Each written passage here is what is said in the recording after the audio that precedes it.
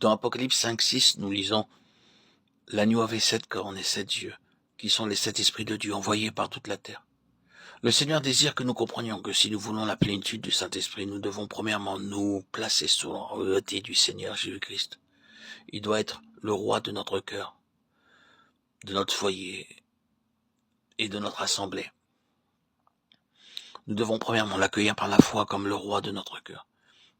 Il est d'abord notre sauveur, puis notre roi, et nous devons lui permettre de gouverner, de contrôler notre être entier et notre vie. De cette manière seulement, nous pouvons avoir la plénitude du Saint-Esprit. Vous ne pouvez jamais séparer l'œuvre de la croix et le Saint-Esprit. Alors que nous nous plaçons sous la royauté du Seigneur Jésus-Christ, nous sommes lavés et purifiés par son précieux sang de notre souillure intérieure, et nous sommes remplis du Saint-Esprit. Beaucoup désirent le Saint-Esprit sans le sang. C'est impossible. Nous ne pouvons l'obtenir en nous roulant par terre en criant ou par quelque autre activité de la chair ou de l'âme. J'ai lutté pendant 2 années après ma conversion, priant durant des heures. Seigneur, je désire ta plénitude, ta plénitude, ta plénitude.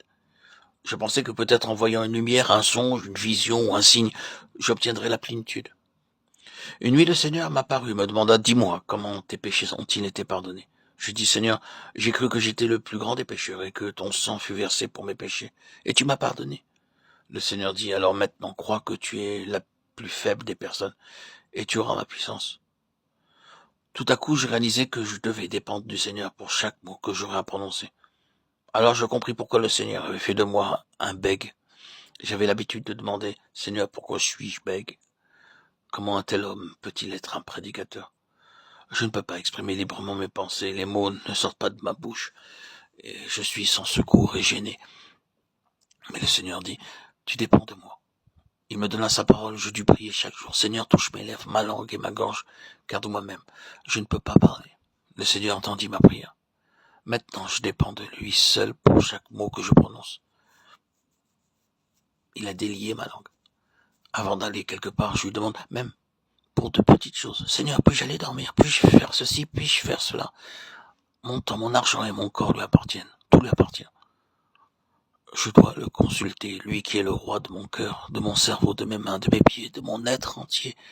Ainsi je prie, Seigneur, voudrais-tu me purifier par ton sang de toute souillure intérieure causée par les pensées, la vue, les paroles ou les actes? J'ai besoin quotidiennement d'une constante purification. Nous voyons dans 1 Jean 1 que le sang de Christ nous purifie constamment comme une fontaine. Le baptême du Seigneur nous montre notre identification avec lui, dans sa mort, son ensevelissement et sa résurrection, pour obtenir sa plénitude, qui est le signe de son approbation.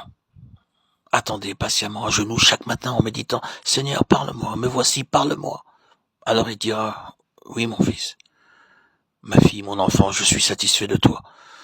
Ne t'inquiète pas, va en paix, je suis avec toi. De cette manière, vous commencerez votre journée et le travail à faire, à accomplir,